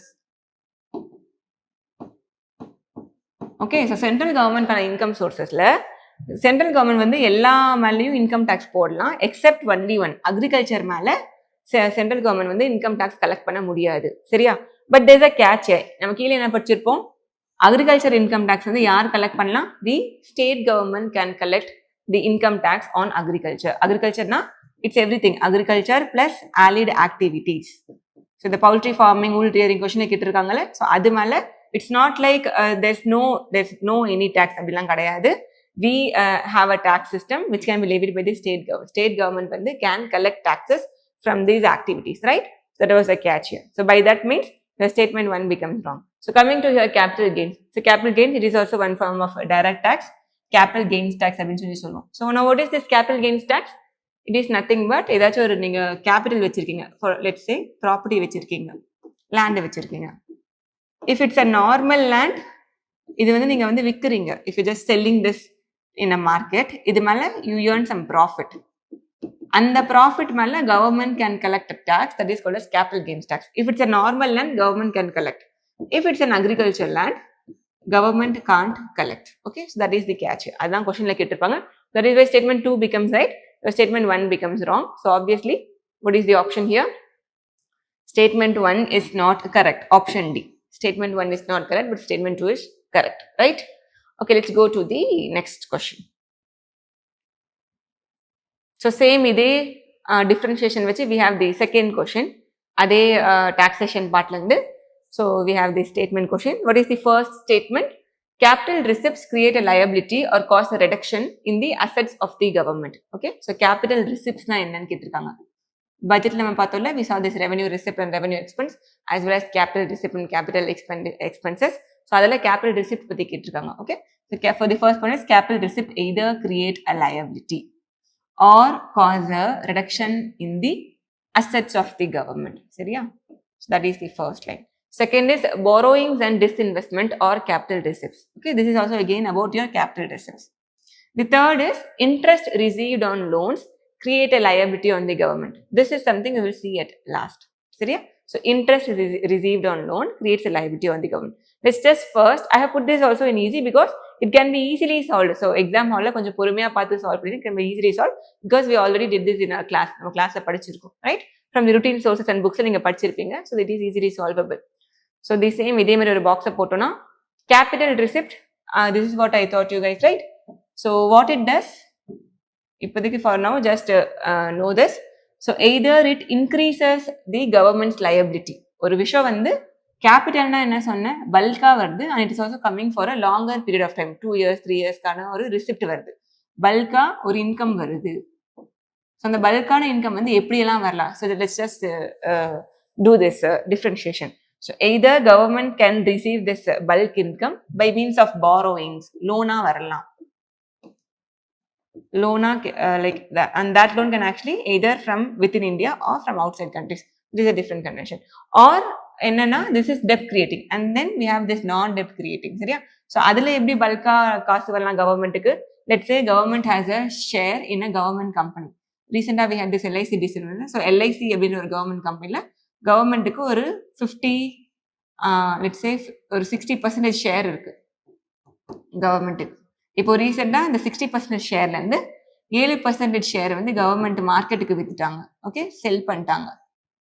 So இந்த மாதிரி அவங்களோட share, அவங்களோட பிஎஸ்யூவில் கவர்மெண்ட்டுக்கு ஒரு share இருக்கும். அந்த ஷேரை விற்றாங்கன்னா அப்பயும் government gets this bulk amount of money. That comes under your PSU disinvestment அப்படின்னு சொல்லிக்கலாம். சரியா? So you can just divide this capital receipt into 2 types. One is your dept creating and the second one is your நான் டெப்ட் creating. டெப்ட் creating அப்படின்னா என்ன? So இந்த receipt வந்துச்சு, இந்த மணி வந்துச்சு அப்படின்னா கவர்மெண்ட் மேலே கடன் இருக்கும். ஓகே, நான் டெப்ட் கிரியேட்டிங் அப்படின்னா இது வந்து it won't create this curtain, but still it has one effect. I'll just shortly say you what is the effect நான் சொல்றேன். Okay, so it won't create this debt on the government, but still it has one negative effect on the government. Okay, so this is how you divide this capital receipt parts, right? So now let's just go into this. So just see here, capital receipt we have 2 types. இல்ல இந்த borrowings என்ன பண்ணும், what they will do, they will increase the liability. So government உடைய கடன் வந்து increase பண்ணுமா? Yes, obviously. R இந்த நான் டெப்ட் கிரியேட்டிங் என்ன பண்ணும், தே வில் டிக்ரீஸ் அசெட்ஸ். ஏன்னா கவர்மெண்ட் என்ன பண்றாங்க, பிஎஸ்யூல இருந்த பங்கு வந்து வித்துட்டு அவங்க வந்து அதை வந்து காசாக்கிட்டு இருக்காங்க. அப்போ அவங்களோட அசெட்ஸ் வந்து டிக்ரீஸ் ஆயிடும்ல, obviously, right? So this is the question they have asked, right? Fine, let's just go to solve this question. So from this logic both your statement 1 and statement 2 becomes right. And statement 3 வாங்க. So statement 3 வந்து interest received on loans creates a liability on the government அப்படின்னு கேட்காங்க. இந்த interest received அப்படின்னா என்னன்னா, it's nothing but let's say there's a country, India is a country, the very big country, and then we also have a small country. Let's take an example of Bangladesh, right? So இப்போ Indian government is giving loan to Bangladesh. இப்போ பங்களாதேஷ் என்ன பண்ணுவாங்க, இந்த லோனில் you have principal as well as interest ரெண்டுமே pay பண்ணுவோமா. Principal வந்து Bangladesh chase நாங்கள் ஒரு 10 years கழிச்சு நாங்கள் பே பண்ணுறோம் அப்படின்னு சொல்கிறாங்க. ஸோ ஆனால் இன்ட்ரெஸ்ட் என்ன பண்ணுவாங்க, வருஷம் they have to repay. So இதுதான் interest received for the government அப்படின்னு சொல்லுவாங்க. சரி, so this is the interest received of the government. இப்போ இந்த இன்ட்ரெஸ்ட் வந்து கவர்மெண்ட்டுக்கு வந்து இன்கம் தான். சரியா, இது வந்து இன்கம் தான். It does not create a liability. Government மேலே கடன் ஆகாது. It is an income source of the government. அதுவும் பிகாஸ் இட்ஸ் கம்மிங் இயர்லி வருஷம் வரனால it is not even your capital பார்ட்டில் வராது. எங்கே இது வரும் அப்படின்னா it is actually on your revenue part. That is why the statement 3 becomes wrong. So what is your answer? A 120 is your answer. Okay, so let me just show you here just for understanding. Revenue receipt la non-tax receipt la dhaan we see something called as interest receipts. Okay, so these guys, they don't create a liability on the government. They're actually one of the income source of the government, and they are non-tax. Tax kulla varadu. Tax taandi we have a lot of other income sources. Adula onnu it's your interest receipt. Okay, so the 10th question of today's session, it is also from this budget taxation part. So what is the question here? Which of the following statements, it is about a finance commission. So which of the following statements with regard to recommendations of 15th finance commission are correct? So iduvum a lot of people will come and fight with me. Enna ma'am iduvum easy la potrukkinga appadina, iduvum the same thing. If you guys are alert here, adukku enna solluvaanga, UPSC exam pothikkonde konja nalla thoongi konja relaxed ah ponga. Don't take a lot of stress. Okay, கொஞ்சம் ரிலாக்ஸ்டாக போனீங்கன்னாவே lot of questions will be like very easy. Okay, ஸ்ட்ரெஸ்ல இருந்தீங்கன்னா இந்த மாதிரி easy கொஷின்ஸ்லாம் அப்படியே விட்டுட்டு வந்துடுவீங்க அந்த பேனிக்ல. Right, this is also an easy question. Though நிறைய நம்பர்ஸ் கொடுத்துருக்காங்க. இந்த நம்பர்ஸ்லாம் நிறைய பேர் நம்ம படிச்சிருக்கவே மாட்டோம். 4800 crore, அப்புறம் 45,000 crore சொல்லிட்டு there's a lot of numbers they have given. நமக்கு வந்து கண்டிப்பாக தெரிஞ்சிருக்காது. But still it's an easy question. ஏன்னா இங்கேயும் நம்ம we can easily do this question with elimination. நம்ம ஈஸியாக பண்ணிக்கலாம். Right, so let's just go into this. It has recommended grants of 4,800 crore from the year to அதுவும் 2020 to 2023 அப்படின்னு சொல்லியிருக்காங்க. Right, okay, so for now இந்த இது statement கண்டிப்பாக தெரியாது நம்மளுக்கு. So let's put a question mark here. Come to statement 2. So 15th finance commission பற்றி கேட்டிருக்காங்க. Right, so 45% of the net proceeds of union taxes, நம்ம சென்ட்ரல் கவர்மெண்ட் டாக்ஸஸ்ல 45% are to be shared with state. Is this right? This is obviously not right, right? நம்ம கிளாஸ்ல என்ன படிச்சிருக்கோம்? So 41. So இப்போ நம்ம பார்த்தோம்ல all the income sides of the government tax நிறைய கலெக்ட் பண்ணுவாங்கன்னு சொல்லி பார்த்தோம்ல. அந்த கலெக்ட் பண்ண எல்லா டாக்ஸ்லயும் let's say that is 100% collect பண்ணிருக்காங்கன்னா அதுல 41% the central government should actually share with the states. So the percentage is actually 41, it's not 45. So that is why I have put it in easy. அப்போ 45 னா இதுவே தப்பாயிடும். So let's try to come up with some elimination. Second tappu and the second is tappu. So this is right. I mean, so you can easily get it, right? So even though if you don't know this first, second, first, third and fifth statement வந்து exact உங்களுக்கு தெரியலனாலும் you can easily get it through elimination, right? That is why I put this question into easy one. Right, so that is இது நமக்கு தெரியாது ma'am. இதுவும் தெரியாது. So it reintroduced tax effort criteria to reward fiscal discipline. இதுவும் வந்து நிறைய பேருக்கு வந்து I don't think so a lot of people will be actually aware of. Okay, நம்ம routine sources, because 14th if you just compare the 14th versus 15th finance commission, 14th finance commissionல வந்து fiscal effortக்கான ஒரு கிரைட்டீரியாவே அவங்க போட்டிருக்க மாட்டாங்க. there is no such criteria. but 15thல இது இருக்கு. but what is the key point here? reintroducedனா என்ன? ஒன்று வந்து ஆல்ரெடி எப்பயோ இருந்திருக்கு, அதை திரும்பி இன்ட்ரடியூஸ் பண்ணியிருக்காங்க. ஸோ நம்ம ருட்டீன் சோர்ஸில் நம்ம 14th 15th மட்டும் தான் நம்ம படிச்சிருப்போம். அதுக்கு பின்னாடி நம்ம மோஸ்ட்லி படிச்சிருக்க மாட்டோம். ஸோ சம்மர் சம் 12 13ல வந்து கண்டிப்பாக இல்லை 11th ஃபைனான்ஸ் கமிஷனில் இப்படி ஒரு கிரைட்டீரியா வந்து இருந்திருக்கும். அதை வந்து திரும்பி ரீஇன்ட்ரடியூஸ் பண்ணியிருக்காங்க. ஸோ அவ்வளோ டீப்பாலாம் கண்டிப்பாக I don't think so a lot of you will be knowing. Okay, so you can easily get this by means of elimination, right? So that's NF. So this is what we studied in class, right? About this 14th finance commission as well as this 15th finance commission, right? So who is the chairman? 14th it was your YV Reddy and 15th it was your NK Singh. So இப்போ latest we had the 16th finance commission under your Arvind Panagaria, right? So yeah, so அவங்க இன்னும் அவங்களோட சஜஷன்ஸ்லாம் இன்னும் submit பண்ணல. So அவங்க submit பண்ணதுக்கு அப்புறம் we'll study the latest suggestions. So அதுவே what is the 15th finance commission suggestions? What they have suggested to devolve 41% of the taxes to the states, right? Yeah, and இதெல்லாம் just go through. Okay, so I'll just share this PDF in our website. So just go through. So these are the criteria. So here tax and fiscal effort is there, but it was not there in your 14th Finance Commission. Maybe it would have been there in some 11th, 12th Finance Commission, right? So yeah. Okay, next one more question regarding a Finance Commission. Finance Commission and black money partly, we have one more question in the Finance Commission and black money part. So, நம்ம black money பத்தி படிக்கிறப்போ we would have studied about ED, Enforcement Directorate. So, recently ED பயங்கர ஆக்டிவாக இருக்காங்க. அதுவும் தமிழ்நாட்டெல்லாம் சொல்லவே வேணாம். Okay, so it's very active in Tamil Nadu. So right, so இடி எந்த மினிஸ்ட்ரி கீழே இருக்கும்? ஆப்வியஸ்லி திஸ் இஸ் ஆக்சுவலி நம்ம கிளாஸ்லையும் படிச்சிருக்கோம், பட் ஒரு காமன் சென்ஸ் படி பார்த்தோம்னா it's under your ministry of finance, right? Wait. So ED is under your Ministry of Finance, right? So I would put this question, I'd still put this question in difficult. It is actually difficult to eliminate. So options eliminate பண்ணது ரொம்ப கஷ்டம். அதுலயும் இந்த மாதிரி options வந்தாவே lot of times the question actually becomes difficult. It's very difficult to short in the answer ன்னு சொல்லி. So it's very, ஏன்னா இந்த மாதிரி ஆப்ஷன் வந்தாவே there is actually no scope for elimination. Eliminate பண்ணி நம்மளால ஆன்சர் கண்டுபிடிக்கவே முடியாது. only if you know short just attend this. Difficult ஆன கொஸ்டின்ஸ்லாம் it's very very better to skip rather than attending and getting negative marks. So 0.66 minus போறதுக்கு பதிலா it's a better thing to actually skip those questions. But still, because we are discussing here, I'll just discuss how like what is the right answer. I'll just tell you. So this is the question.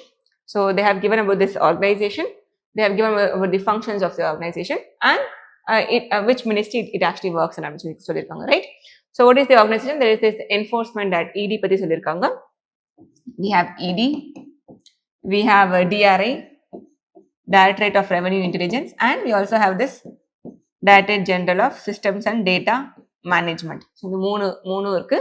So the ED வந்து you guys would have been able to get it. ED act எல்லாம் விட்டுருங்க. So இங்க actum is also wrong. Act. So ED works under Ministry of Finance, not Ministry of Home Affairs. So this becomes wrong. So இப்படி பார்த்தாலும் நம்ம minus பண்ணாலும் we won't be able to arrive at answer because of these options, right? So this is wrong. ED is not under your Ministry of Home Affairs. It is actually under Ministry of Finance. இது ரெண்டுமே கூட it's under Ministry of Finance only. But அதுலயும் UPSC என்ன கேட்டிருக்காங்க, எந்த department அப்படின்லாம் கேட்டிருக்காங்க. So that makes this question even more difficult, right? So this is the difficulty level of this question. So ministry மட்டும் இல்லை, மினிஸ்ட்ரி கீழே எந்த டிபார்ட்மெண்ட் பிளஸ் which act, எந்த ஆக்ட்ல வந்து this particular organization gets its powers அப்படின்றதும் UPSC has asked a question which is like very very difficult. Okay, still let's just try to guess. So Directorate of Revenue Intelligence அப்படின்னு சொல்லிடலாம். So revenue, what are the types of revenue? What is your tax? Okay, what do you mean by revenue? Yeah, what are the types of revenue? What is the tax and non-tax? Tax la customs is also one of the revenue la. So customs tax obviously it's there, and this is also right. Department is also right. Finance is also, this is right. Second one is actually right. The third one is also right actually. So it's your Directorate General of Systems and Data Management. It obviously it carries out this big data analytics to assist these tax officers for better policy and nabbing these tax evaders. Okay, டாக்ஸை ஏமாத்துறவங்கலாம் கண்டுபிடிக்கிறதுக்கு நிறைய இந்த கம்ப்யூட்டர்ஸ்லாம் use பண்ணி data அனலைசிஸ்லாம் use பண்ணி பண்ணக்கூடிய ஒரு organisation தான் இந்த DGSDM, right? So it also works under department of revenue, ministry of finance, obviously right. So both of them are right and this is wrong. So that makes B only 2 as the correct answer. Still, this is a very very difficult question. It's better to skip such kind of questions. Okay. Yeah. So this is what we studied in class, right? So ED, it's a specialized agency for financial investigation regarding this money laundering and all those things. So what are the 3 acts under which ED works or gets its powers? It's actually your FEMA and PAMLA and your COFEPOSA, your Foreign Exchange Management Act, and your this PAMLA is your Prevention of Money Laundering Act, and COFEPOSA it's an act regarding your smuggling activities. Okay. So these are the only 3 acts under which ED gets its powers, right? Yeah. So out of this 6 questions from pillar 2, we are left with the 2 questions. Okay. Surprisingly, and the 2 questionume it's actually from your fiscal deficit. So the last part of this second pillar where we studied a lot of formulas, fiscal deficit formula படிச்சோம், அப்புறம் என்ன படிச்சோம், primary deficit படிச்சோம், effective revenue deficit is something we have studied, revenue deficit is also something we have studied, and then we also studied something like gross and net. ரெண்டுக்கும் என்ன வித்தியாசம், gross fiscal deficit and net fiscal deficit இதெல்லாம் நம்ம படிச்சிருக்கோம், right? So surprisingly இந்த ஃபார்முலாலாம் நீங்கள் finger tips இருந்தீங்கன்னா all the like both of these two questions are actually கேட்கும். இந்த கொஸ்டின்ஸ் எல்லாம் பார்த்து lot of people are like இது வந்து யூபிஎஸ்சி ஜிஎஸ்ஆ இல்லை சிசாட்டா அப்படின்னு சொல்லி lot of people just mock that. Okay, so yeah, that's a fine. So பார்த்து வச்சுக்கோங்க. So this is also new trend in UPSC. Sums எல்லாம் கூட கேட்க ஆரம்பிச்சிட்டாங்க. So by this what is the message UPSC is trying to give you guys? So you have to be எக்கனாமியை பொறுத்தவரையும் வெறும் facts மட்டும் ஞாபகம் வைக்கிறது it's not enough. Your concepts should be like very clear. You should have a conceptual clarity. That is what UPSC is signaling to you guys. So those who are going to sit for the 2026 prelims. So economy பொறுத்தவரையும் have an idea of the concepts. So try to just imagine in your mind. Economy பொறுத்தவரையும் இதுதான் நான் சொல்லுவேன். So it's not like a routine geography, polity மாதிரி you just have to cram some facts அப்படிலாம் கிடையாது. Economy பொறுத்தவரை you have to go into deep. You have to understand. ரொம்ப economy is very very easy. You just have to understand how things work. அப்படின்றது ஒரு understanding இருந்தால் போதும். It's very easy to ace. Okay, so economy is a easy subject if you just understand it well. Right, so the fiscal deficit, so it's also based on this formula, right? So now what is this? Yeah, so before going to all these questions, let us just revise what we studied in this class. So we studied about these formulas. So what do you mean by fiscal deficit அப்படின்னா என்ன? Let's just say இப்போ நம்ம பார்த்தோம்ல கவர்மெண்டோட income source expenditure எல்லாம் பார்த்தோம்ல. So கவர்மெண்ட்டோடைய ஒரு பக்கம் ரெவென்யூ வருது, ஒரு பக்கம் government has to spend a lot, expenditure நிறைய இருக்குது. Income it's not for your understanding, let's put it as I, income expense இருக்குது. ஓகே, ஸோ லெட்ஸ் சே ஒரு வருஷம் கவர்மெண்ட்டுக்கு வந்து இன்கமில் ஒரு 50,000 crore வந்திருக்கு, 50,000 கோடி வந்து இன்கமில் வந்திருக்கு. அந்த வருஷம் வந்து கவர்மெண்ட்டுக்கு எக்ஸ்பெண்டிச்சர் வந்து 60,000 கோடி பண்ணணும். அவங்க பட்ஜெட்டில் வந்து நிறைய பாலிசிஸ் அனௌன்ஸ் பண்ணியிருக்காங்க, நிறைய ஃப்ரீபீஸ் எல்லாம் கொடுக்க போகிறாங்க, நிறைய விஷயம் பண்ண போகிறாங்க, நிறைய இன்ஃப்ராஸ்ட்ரக்சர்லாம் கட்ட போகிறாங்க. அதுக்கு வந்து மொத்தமாக 60,000 கோடி வந்து தேவைப்படும். சரியா? ஆனால் கவர்மெண்டோட இன்கம் எவ்வளோ வந்திருக்கு டேக்ஸ்ல எல்லாம் 60,000 கோடி தேவை, பட் 50,000 கோடி தான் they have actually received this income source. அப்போ what will happen? So this difference between this income and expenditure of the government is something we call it as fiscal deficit அப்படின்னு சொல்லி சொல்லுவோம். So fiscal deficit அப்படின்றது என்ன? Simply put, it is this difference between this expenditure minus income. இதுதான் fiscal deficit. Okay, so obviously இந்த sumல இருந்து how much will be the fiscal deficit? It will be 10,000 crore. இப்போ இந்த fiscal deficit வந்து government பூர்த்தி பண்றதுக்கு what should the government do? Government should borrow, loan வாங்கணும்ல. ஏன்னா policy இவ்வளோ பெருசாக அனௌன்ஸ் பண்ணிட்டாங்க. பாலிசி அந்த அனௌன்ஸ் பண்ண பாலிசியை வந்து பூர்த்தி பண்ணலாம்.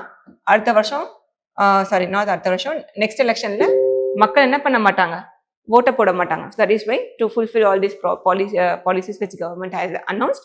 இதுக்கு கவர்மெண்ட் வருஷம் என்ன பண்ணுவாங்க, they will actually borrow loans. நான் இந்த எவ்வளோ லோன்ஸ் பாரோ பண்ணுறாங்கன்றது it depends on the it depends on this fiscal deficit which the government is facing.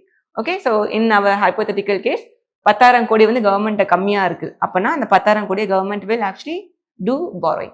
So this is what fiscal deficit means, simply put. சரியா? அடுத்து போவோம். What is your revenue deficit? Revenue deficit is nothing but இதே தான், expense minus income தான். But இங்கே வந்து in fiscal deficit you have this total expense minus total income. In revenue deficit only the revenue part, only the revenue expense minus your revenue receipt or revenue income. அதுக்கப்புறம் இன்னும் டீப்பாக what is your primary deficit? Primary deficit is nothing but once you get this fiscal deficit, the fiscal deficit ஒரு value வருதுக்குல்ல, let's say 10,000 crore is a fiscal deficit. இதில் what we have to minus, இதை minus பண்ணோம்னா interest payment. சரியா? இப்போ government வந்து 10,000 கோடி loan வாங்கணும். சரியா? கவர்மெண்டோட நீட் வந்து 10,000 கோடி. இந்த 10,000 கோடியில் வந்து ஒரு 5,000 கோடி, let's say 5,000 கோடி வந்து கவர்மெண்ட் பழைய கவர்மெண்ட் வாங்கின லோன்ஸுக்கு இன்ட்ரெஸ்ட் பே பண்ணுறதுக்கே வந்து கவர்மெண்ட்டுக்கு வந்து காலி ஆயிடும். சரியா? ஸோ அந்த இன்ட்ரெஸ்ட் பேமெண்ட்டுக்கு எவ்வளோ காசு போகுது அது எல்லாத்தையும் மைனஸ் பண்ணி வரது தான் it's called as your primary deficit. ஃபிஸ்கல் டெபிசிட்ல கவர்மெண்ட் வாங்கின கடனில் எவ்வளோ கடன் வந்து இன்ட்ரெஸ்ட் பழைய லோனுக்கான பழைய கடன் பே பண்ணுறதுக்கே போயிட்டு இருக்கு. So simply put like that. Okay, பழைய கடன் பே பண்ணுறதுக்கு எவ்வளோ காசு போயிருக்கு, எவ்வளோ கடன் போயிருக்குன்றது தான் it's your primary deficit. If you just have this basic idea, it's just try to solve our question. So அதுவும் ஒரு கொஷின் இல்லை, 2 question and both on the same lines. Okay, இந்த கொஷினில் வந்து 3 வேல்யூஸ் கேட்டிருக்காங்க, fiscal deficit, revenue deficit and primary deficit. இந்த next question they have actually asked only about this primary deficit. சரியா? So that is why I have just put them in easy because it's very easy. Okay, நீங்கள் concept கிளியராக இருக்கு, fiscal டெபிசிட்னா என்ன, revenue டெபிசிட்னா என்ன, primary டெபிசிட்னா என்ன, அதெல்லாம் கிளியராக தெரிஞ்சிருக்குன்னா it's very easy to solve. values கொடுத்திருக்காங்க, solve பண்ணா we are going to get the answers, right? So yeah, என்ன valuesலாம் கொடுத்திருக்காங்க நம்ம sumல, what are the values they have given? Okay, so revenue expenditure கொடுத்திருக்காங்க, right? Suppose the revenue expenditure is 80,000 crore. அப்புறம் revenue receipt income எவ்வளோ 60,000 crore. சொல்லலாம் எழுதிப்போம். Revenue expenditure is equal to 80k crore. Revenue receipt or income is actually 60,000 crore. What are the things they are asking? Okay, வேற என்ன கொடுத்திருக்காங்க? The government budget also shows borrowing. எவ்வளோப்பா borrow பண்ணியிருக்காங்க? 10,000 கோடி borrow பண்ணியிருக்காங்க. So borrowing is nothing but what? Borrowing na enna ipo நம்ம பார்த்தோம்.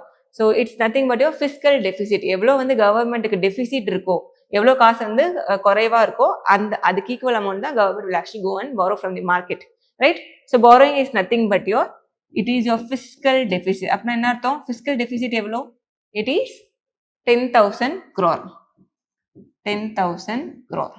Then finally interest payment எவ்வளோ கொடுத்திருக்காங்க? 6,000 crore. So interest payment is equal to 6,000 crore. Okay, so this is what it is. Let me just erase this part.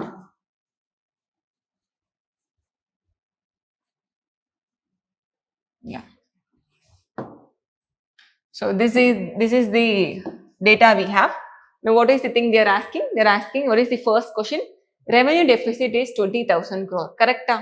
So now what is the formula for your revenue deficit? Is equal to revenue expenditure minus your revenue receipt. So 80,000 like 60,000 minus 60,000, is it 20? Yes, it is 20. So first statement becomes right. This becomes right. Fiscal deficit is 10,000 crore. Is this right? Yes, this is also right from here. So borrowing is nothing but your fiscal deficit, and that is also your 10,000 crore. So second is also right. Okay. Primary deficit is 4,000 crore. Now is this right? What is the formula for your primary deficit? It is ஒரு முறை fiscal deficit கண்டுபிடிச்சிட்டிங்கன்னா fiscal deficit minus interest payment. Now what is the fiscal deficit here? 10,000 கோடி minus what is the interest payment? 6. How much are we getting? 4,000 crore. Is this right? This is also right. So all these three of them right. That is why I have put this question into easy, right? So 1, 2, 3 மூணுமே correct. Okay, this the next question. It is also based on the same lines. Okay, or what they have given, let's just put a data. Already we know the formula. எதை பத்தி கேட்டிருக்காங்க? Now here there is a catch which UPSC played into. So primary deficit ன்னு கேட்காம they just to confuse you guys, lot of overthinkers confuse பண்ணதுக்கு they put it as gross primary deficit. இப்போ நம்ம கிளாஸ்ல வந்து already we have studied, just put it here. Already what we have studied, we studied about this gross versus net. இந்த டெபிசிட்ல எல்லாத்துலயும் grossனா என்ன, நெட்னா என்னன்னு சொல்லி படிச்சிருப்போம். So gross is nothing but, இப்போ gross fiscal deficit அப்படின்னு ஒரு கேள்வி கேட்குறாங்க. It is nothing but simply it is your fiscal deficit. There's no other thing. Okay, grossனாலும் ஒண்ணுதான், gross fiscal deficitனாலும் ஒண்ணுதான், fiscal deficitனாலும் ஒண்ணுதான். The same thing goes for primary. Gross primary deficitனாலும் ஒண்ணுதான், வெறும் primary deficitனாலும் ஒண்ணுதான். சரியா? So gross revenue deficitனாலும் ஒண்ணுதான், வெறும் revenue deficitனாலும் ஒண்ணுதான். Okay, so gross அப்படி வந்தாவே it is same. There's no difference. சரி, net கேட்டா தான் you have a different formula. So இதுக்கு வேணா it's kind of a little complex. So for now we'll just leave this. இதுக்கு இது விட்டுருவோம். Because questionல gross தான் கேட்டிருக்காங்க. So gross is nothing but it is same as your normal deficit, right? Just to confuse you guys, gross primary deficit உங்களை வந்து பயப்படுத்த exam hall UPSC has just played a little trick, right? So yeah, so a country's fiscal deficit கொடுத்திருக்காங்களா? Yeah, FD is equal to 50,000 கோடி. Okay, it is receiving, and one more to confuse you, it is திரும்பி confuse பண்ண loan இவ்வளோ வந்து வரப்போகுது அதெல்லாம் கொடுத்திருக்காங்க. So அதெல்லாம் நமக்கு தேவையில்லை. Okay, so non-debt, sorry, not loan, non-debt creatingல வந்து இவ்வளோ வரப்போகுது. இது வந்து this data is actually not all needed for our formula. So just leave. So the country's interest payment எவ்வளோ? What is the interest liability? It is actually 1,500. So 50,000 crore. 1,500 crore. What is the thing they have asked us? Gross primary deficit. Now what is this gross primary deficit? It is nothing but your normal primary deficit. And what is the formula for your normal primary deficit? It is actually your fiscal deficit minus interest liabilities. Now what is the answer? 50,000 or 1,500 pochina? It's 48,500 crore. So option A becomes right. Okay. In the 10,000 கோடி வந்து நான் டெப்ட்லலாம் வரப்போகுது அப்படின்றது it's just to make you like to confuse you guys. இதுக்கு வந்து இதுக்கும் நம்ம சம்முக்கும் சம்மந்தமே கிடையாது, ரைட்? ஸோ இதெல்லாம் பார்த்து lot of people would have skip this. That was the motive of UPSC. Okay, so இப்படி ஸ்கிப்லாம் பண்ணாதீங்க, பொறுமையாக கொஷினை படிங்க. If it's doable just try to solve and come, right? That is the idea here. So fine, so that is it. We are actually done with the 2 pillars. Pillar 1 la 7 question பார்த்துட்டோம். Pillar 2 la we are actually done with 6 questions. So 13 questions we are already done with. So இன்னும் நம்மளுக்கு ஒரு 5 question இருக்கு. Pillar 3 la ஒரு question, Pillar 4 la 2 and Pillar 5 la 2 இருக்கு. So we'll just do it, just complete it sooner, okay? So Pillar 3 already we have seen, it is actually about international economics. So all your World Bank பத்தி, International Monetary Fund, IMF பத்தி, அப்புறம் World Trade Organization பத்திலாம் we'll actually study. Balance of payments na என்ன, current account deficit na என்ன, capital account சர்ப்ளஸ்னா என்ன, அதெல்லாமே நம்ம வந்து பில்லர் 3ல படிப்போம். எக்ஸ்சேஞ்ச் ரேட் அது எல்லாமே, ஓகே? ஸோ பில்லர் 3ல ஒரே ஒரு கொஸ்டின் தான். ஸோ அதிசயமாக வருஷம் 3 to 4 கொஸ்டின்ஸ் கேட்பாங்க. எக்ஸ்சேஞ்ச் ரேட்ல ஏதாச்சும் ஒரு கொஸ்டின்லாம் கேட்பாங்க. ஸோ இந்த வருஷம் வந்து it was actually surprising. only one question we have from this pillar, okay? Then this question I will put it in 50-50, okay? So this is something I'll put in 50-50 because of the wordings of UPSC. It's kind of ambiguous. single handedly அப்படின்ற ஒரு வார்த்தை போட்டிருக்காங்க. அது வந்து எப்படினாலும் interpret பண்ணலாம். So this is also something which we can actually wait for the UPSC official answer key, சரியா? Because sure இது வந்து இது ஆன்சர்னு சொல்லி சொல்ல முடியல. So we'll just wait for the official answer key. Fine? Sure. So because there's chances of a lot of ambiguity in this question, right? So எதை பத்தி கேட்டிருக்காங்க? They have asked something about this International Bank for Reconstruction and Development. Now these students who have studied, படிச்சு போனவங்களுக்கு கண்டிப்பா already தெரிஞ்சிருக்கும். What is your IBRD? It is nothing but it is one of the organ of your World Bank. அதாவது World Bankனே சொல்லிக்கலாம். World Bank இன்னொரு பேரு, you can say it as a IBRD. It is one of the organs in the World Bank, okay? So it's IBRD, சரியா? So before solving the question, let's just get into this World Bank. So this is what we have studied in class 8. So World Bank, it is actually nothing but it is an organization which comprises of like 5 institutions. In institutions, one is your IBRD, International Bank for Reconstruction and Development, and then we have this IDA, International Development Agency, and International Finance Corporation, and Multilateral Investment Guarantee Agency, and also Dispute Settlement Organization. So ICSID. இந்த 5 இருக்கு. இந்த 5ல so World Bank groupனா இந்த 5 organizations will be coming. வெறும் World Bank அப்படின்னா this 2. The actual World Bank comprises of these 2 organizations called as your, one is your IBRD and the second one is your IDA அப்படின்னு சொல்லுவாங்க. இப்போ what is the difference between both of them அப்படின்னா, this IBRD, this actually lends to developing countries. India மாதிரி countries இருக்குல்ல, India, China, Sri Lanka, இந்த மாதிரி developing கண்ட்ரிஸ்க்கு வந்து IBRD loan கொடுப்பாங்க. ஐடியா என்ன பண்ணுவாங்கன்னா, it actually gives to least developed or poor countries, all lot of African countries எல்லாம் இருக்கும்ல. ஸோ அந்த மாதிரி கண்ட்ரிஸ்க்கெல்லாம் டெவலப்மெண்ட் லோன்ஸ் வந்து இன்டர்நேஷனல் டெவலப்மெண்ட் ஏஜென்சி அவங்க கொடுப்பாங்க, சரியா? ஸோ இந்த IBRD's work is actually to give loans for the developing countries. Okay, so this is one thing. One more fact I want you guys to know is இந்த IBRD in the World Bank அப்படின்ற ஒரு ஆர்கனைசேஷனை வந்து it is a large part. So we call them as Bretton Woods Organization அப்படின்னு நம்ம படிச்சிருப்போம். So 1944ல after your second world war அப்புறம் second world வாரில் யார் வந்து பயங்கரமாக அடிவாங்கன்னா, what was the battle ground? It was Europe. Hitler Mussolini, Hitler முசோலினால ஜெர்மனி, இட்டாலியெல்லாம் ரொம்ப இதாக போயிட்டாங்க. ஃப்ரான்ஸ், ஃப்ரான்ஸ், UK, ஜெர்மனி, இட்டாலியெல்லாம் பேட்டில் பயங்கரமாக ஈடுபட்டு they have actually lost a lot of their developments-லாம் பயங்கரமாக இதாகிட்டாங்க. lot of their investments, finance எல்லாமே காலி ஆயிடுச்சு. So that is why to recover world war 2 finish ஆனதுக்கப்புறம் for this Europe to recover ஆகிறதுக்கு ஃபாஸ்ட்டாக ரெக்கவர் ஆகணும், அதுக்காண்டி தான் we had a conference called as Bretton Woods Conference. அங்கே we had these 3 organizations. ஒன்று IMF வந்துச்சு, International Monetary Fund, and then World Bank வந்துச்சு, and then World Trade Organization came into occurrence, சரியா? So this is the history, okay? So World Bank, இதில் வந்து இந்த World Bank-ஓட வேலை என்ன?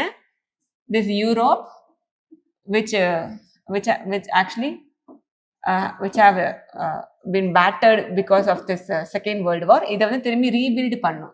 யூரோப்பை ரீபில்டு பண்ணுறது was it's primary goal. So அப்போ 1944ல world பேங்கோட கோல் என்ன, to actually rebuild Europe.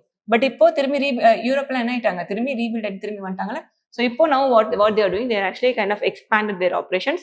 So at present developing countries-க்கு வந்து லோன் கொடுக்கறதுக்கு ஒரு ஏஜென்சி இருக்கு, least developed countries-க்கு லோன் தரத்துக்கு we have a different agency. Okay, so this is the thing here.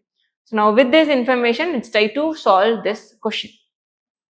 So what is the first question? IBRD பத்தி பேசுறாங்க, right? So not IDA, it's IBRD. Okay, so it provides loans, guarantees to middle income. Is this right? It is obviously giving loans to middle income countries, otherwise called as developing countries. Yes, so statement 1 is right. Statement 2 we shall come at last. Statement 3 பாருங்க, it was established to help Europe rebuild after World War II. இப்போ நம்ம பார்த்தோம். This is also right. So ஏதாச்சும் elimination பண்ண முடியுதா? 1 and 3, 1 and 3. No, we are left with 2 options. That is why I put this into 50-50, because now everything depends on your statement 2 correcta tappanradhu. Okay, so what is the statement 2? It works single-handedly to help developing countries to reduce poverty. So that is the statement 2. Now in the statement correcta tappana, there is a lot of ambiguity here. நிறைய பேர் இது கரெக்ட்னு சொல்லுவாங்க, நிறைய பேர் தப்புன்னு சொல்லுவாங்க, சரியா? So 90% of the chance வந்து the single handedly அப்படின்றது it's kind of an extreme word. அப்படின்னா என்ன அர்த்தம், வெறும் வேர்ல்டு பேங்க் மட்டும், லைக் வேர்ல்டு பேங்க் தனியாக ஒர்க் பண்ணும், எந்த ஒரு இன்ஸ்டியூட்டோடையும் இட் ஒன்ட் கொலாபரேட் பண்ணாமல் தனியாக வந்து இந்த டெவலப்பிங் கண்ட்ரீஸில் வந்து பாவர்ட்டி ரெடியூஸ் பண்ணுறதுக்கு வந்து ஒர்க் பண்ணுமா அப்படின்னு சொல்லி கேட்டிருக்காங்க. So there's a 90% chance that this is going to be a wrong statement. இது வந்து தப்பாக இருக்க போகுது. But still it's UPSC, we should just wait for the official answer key. Okay, so maybe UPSC might think, ஏன்னா இந்த line வந்து suppose world பேங்கோட official வெப்சைட்ல எங்கேயாச்சும் கொடுத்துருந்தாங்கன்னா, மேபி அங்கேருந்து யூபிஎஸ்சி அப்படியே காப்பி பேஸ்ட் பண்ணியிருந்தாங்கன்னா, they might assume this statement as correct also. But 90% it's going to be wrong only. So for now, let's just assume it as wrong. That is why I put this question in 50-50, right? So there are like 2 options, and option ennalu correct ah irukkalam, right?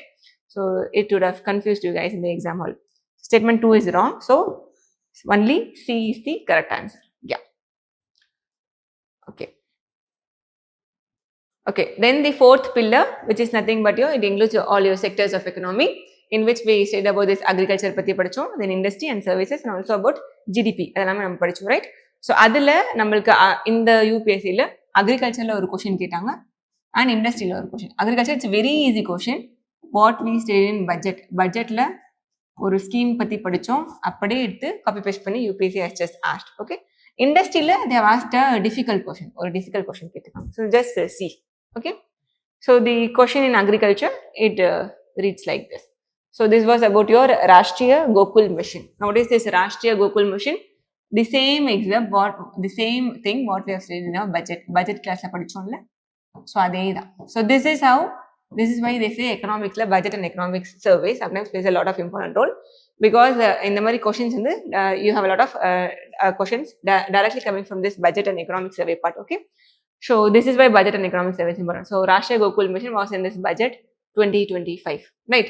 So now what is this importance? So see this is the logo of this Rashtriya Gokul Mission. It is nothing but it is a mission to revive or to develop this indigenous cows in India. So animal husbandry kana or mission, indigenous cows வந்து preserve பண்ணி protect பண்ணி, so அவங்கள வந்து promote பண்ணணும். Lot of ஃபார்மர்ஸை வந்து milk ஃபார்மர்ஸை indigenous கவுஸ் use பண்ணுங்கன்னு சொல்லி promote பண்ணணும். That is the aim of this Rashtriya Gokul Mission, right? So இது we would have studied in budget. So so first statement is actually right. So to revive these indigenous animals, so by this means it will actually improve this, uplift this rural poor, right? So அது மாதிரி இருக்கு. Second is it was initially to promote the same thing. Yes, it is to promote this indigenous cattle and buffalo, and இதுவும் promote பண்ணும். Plus இதே மாதிரி என்ன பண்ணோம்னா, what we have to do, we have to actually do the conservation in scientific and holistic manner. இதுக்கு தான் நம்ம இந்த ராஷ்டிரிய கோகுல் மிஷன்ல we have studied one more thing. எதை பத்தி படிச்சிருப்போம்? To also promote artificial இன்சிமினேஷன்.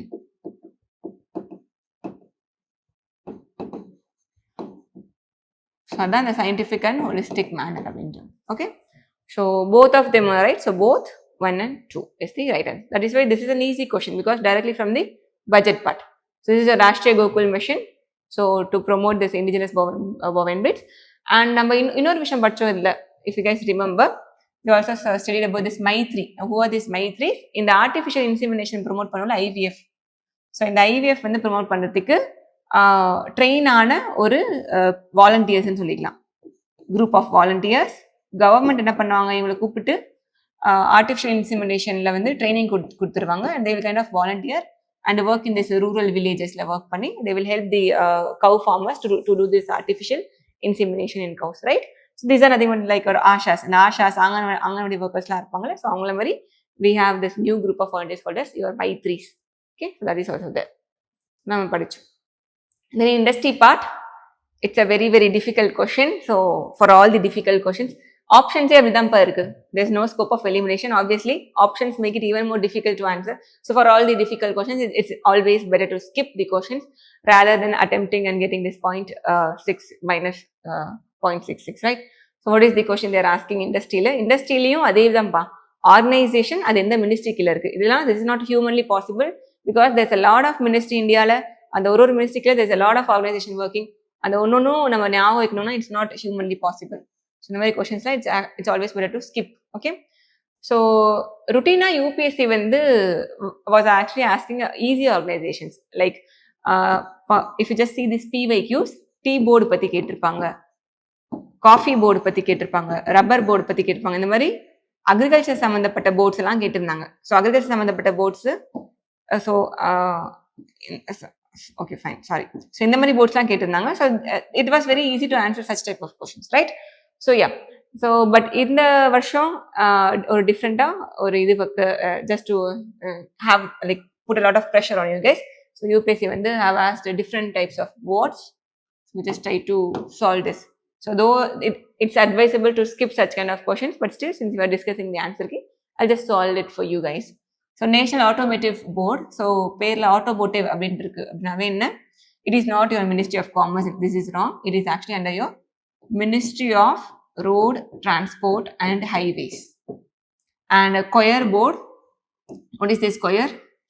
தேங்காய் நாறு எல்லாம் இருப்பாங்கல்ல, ஸோ அதுதான் it's called coir board. It is not your ministry of heavy industries கிடையாது, பிகாஸ் இட்ஸ் தேங்காய் நாறு. It is actually ministry of agriculture and farmers welfare. And finally there's a National Center for Trade Information. So ஜென்ரலாக trade பற்றி பேசியிருக்காங்க, MSME பற்றி ஸ்பெசிஃபிக்காக பேசல.